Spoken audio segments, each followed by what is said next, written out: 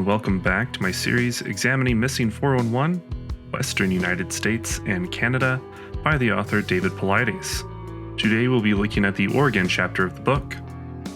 Let's just dive right in.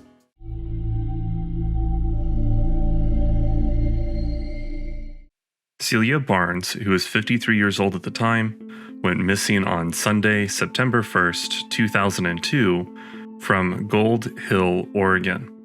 Celia, who was a former Marine and an overall small person, was on a hiking trip at the time with her sister. She was around the 6,000 block of Sardine Creek Road when they became separated. This is about 50 miles away from the House of Mystery, a tourist attraction that supposedly contains a vortex and is considered forbidden land by Native Americans. Due to her short hair, it's possible to have mistaken her for a man. This would make sense given that she is one of only 2 women in this area to have gone missing. Perhaps if there is a predator looking for men, Celia was taken by mistake.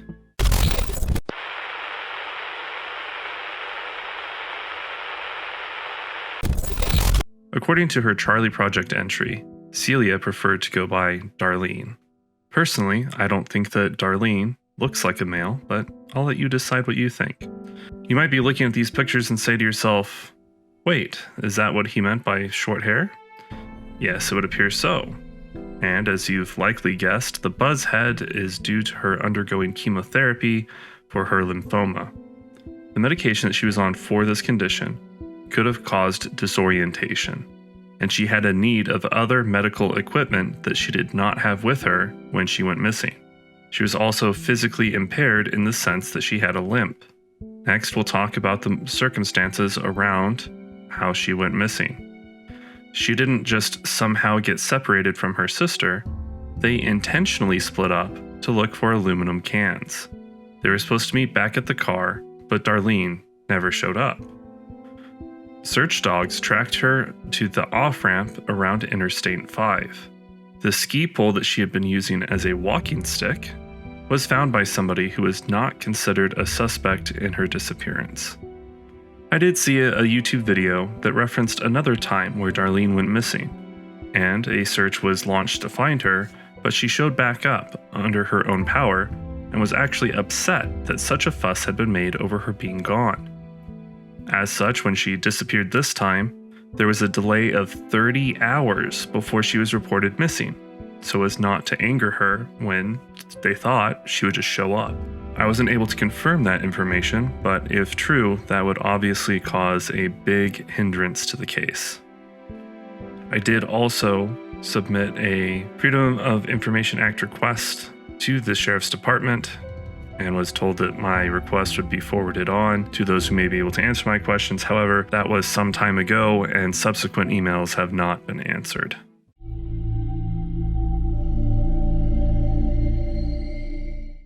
Daniel Hilke, who was 29 years old at the time, went missing on Tuesday, January 22nd, 1985, from Gold Hill, Oregon. On the day he vanished, he was on a road in a wooded area with an elevation of around 1,200 feet. There is a nearby cemetery as well as a small lake. This is only 2 miles away from where Celia Barnes disappeared. Law enforcement believes that there was foul play involved in this case.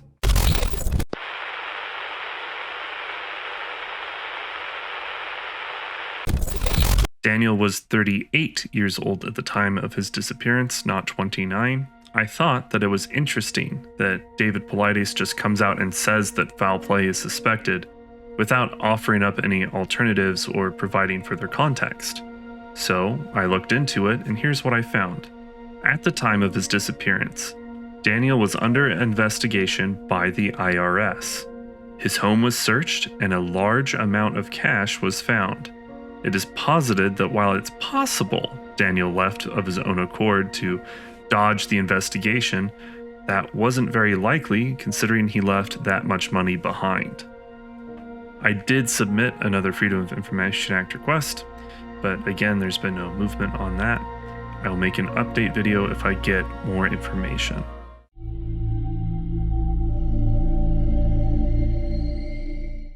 Derrick Engebretson, who was 8 years old at the time, went missing on Saturday, December 5th, 1998, from Winema National Forest, Rocky Point, Oregon. At the time of his disappearance, Derrick was on a trip with his father and grandfather to pick out a Christmas tree. The three arrived in the area late in the afternoon to search for the perfect tree. As they inspected the prospects, they made the all-too-common tragic mistake. Derrick's father thought that his grandfather was watching him, and vice versa. As a result, neither had an eye on Derrick, and it was soon discovered that he was missing. To the west of this location was a steep mountain, and to the east was a highway and a lake. They thought that, because of this, there would not be many places for Derrick to hide. They called out for him and frantically searched. They ended up flagging down a passing car, asking the driver to call the sheriff for assistance.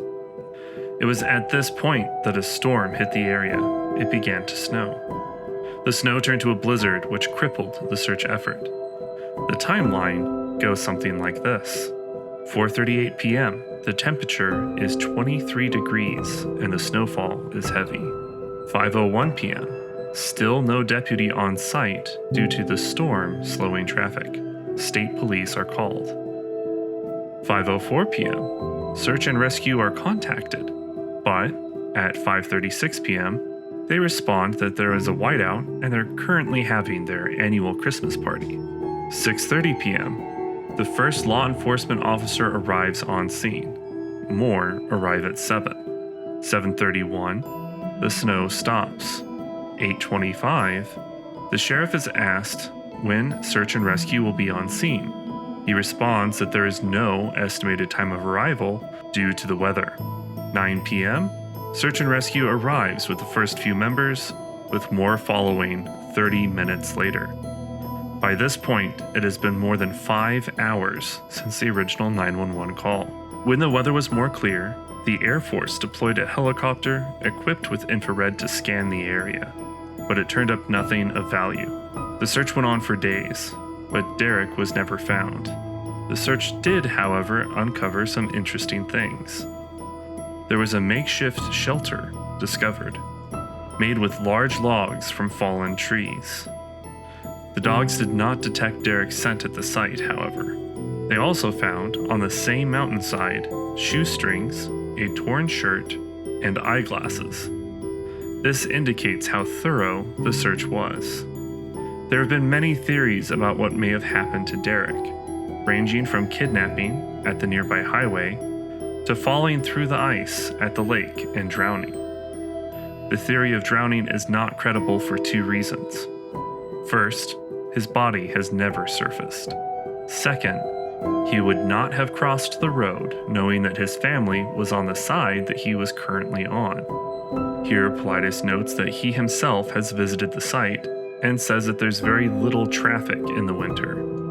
He posits that it would be very unlikely that a vehicle would happen by Derrick, and even less likely that it would just so happen to be driven by someone with nefarious intentions. Needless to say, his family was devastated by the loss. His parents kept a Christmas tree up in their house for 3 years, hoping to finally share a Christmas with their son.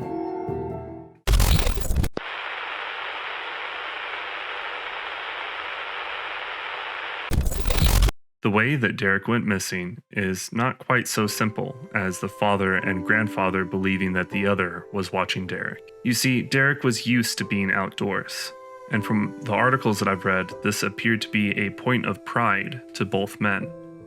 They said that Derrick was capable of going for 20 miles in the woods, and he did so regularly. It was probably due to this confidence in the abilities of an 8-year-old that led to his getting lost.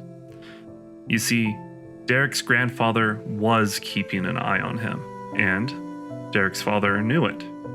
The grandfather had been keeping a good eye on him the whole trip, right up until the father decided to swing out on his own to scout some other trees, and he split up from Derrick and Derrick's grandfather.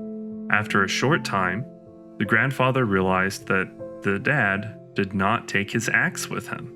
So, he handed the axe to Derrick and told him to take it to his father. Derrick set off on his own, following his father's tracks, but he never made it to him. Eventually, the grandfather located a tree that he thought would be suitable, and he went down the hill to talk to the others. This is a reported exchange from the father's perspective.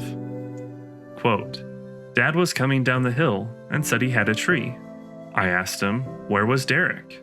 He said, I thought he was with you." Close quote. And so we get the boiled down version in the book.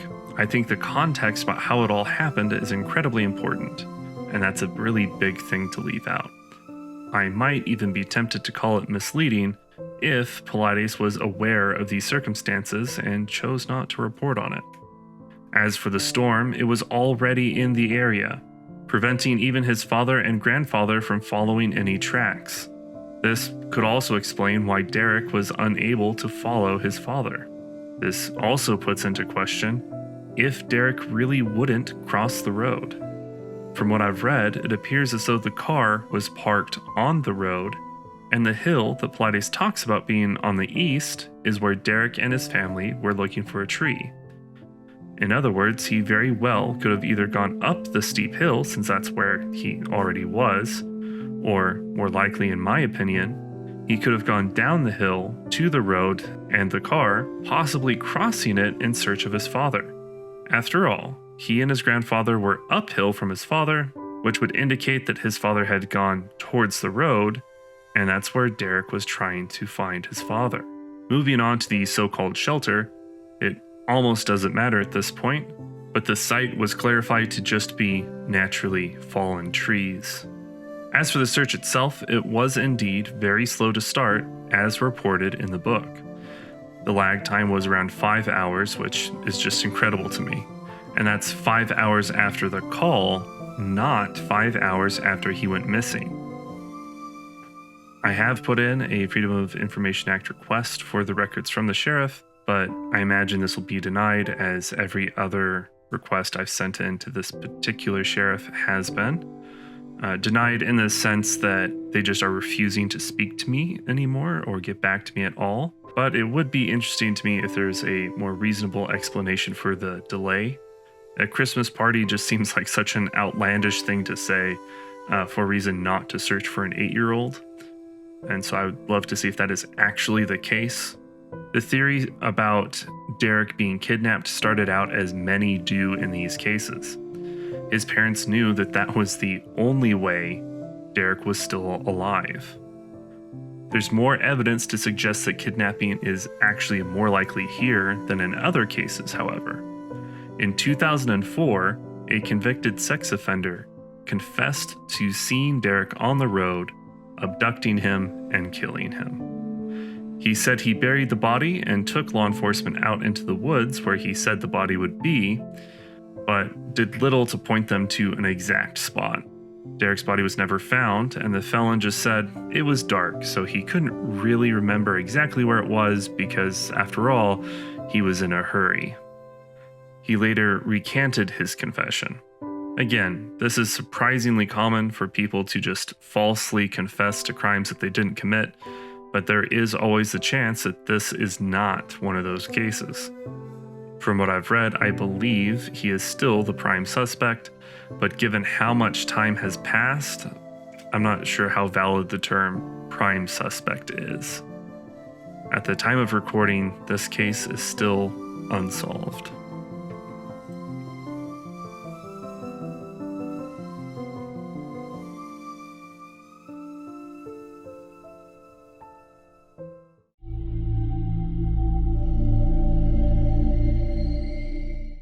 Jason Franks, who was 21 years old at the time, went missing on Thursday, August 9th, 2001, from Winema National Forest, Oregon.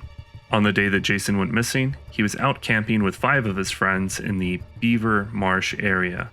Everyone except Jason left the camp to run some errands, and when they returned, Jason was no longer at the camp. His dog was still present and had been tied to a nearby tree. His friends all agreed that Jason was very reliable and not the type of person to just take off without telling anyone. There's no information in the book regarding about a search effort, but it does note that this area of federal land was previously owned by Native Americans.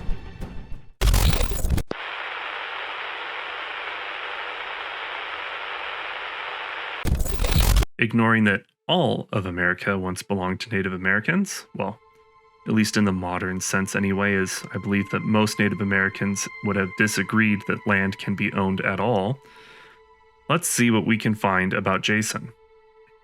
According to the Charlie Project, the exact circumstances surrounding his disappearance are unclear due to those involved not cooperating with law enforcement. I submitted a Freedom of Information Act request for this case, as many others, but again, I am yet to hear back at all. I am not sure that they'll release any information, and while I wonder if that has something to do with suspicions of foul play in this case, that's just speculation, as they haven't responded to hardly any of my requests so far. Looking at his information in NamUs, Jason apparently also has a medical condition, although it doesn't know what that condition is or if it in some way could have contributed to his disappearance. I'll make an update video on this case if I ever hear back from Klamath County, but we'll see. Once again, I'd like to thank my patrons over at patreon.com for their very generous support and for providing me with more motivation to continue with this series. In particular, I'd like to thank the anonymous donor of the public recognition tier. You know who you are. Thank you. And thank you for watching. Until next time, take care.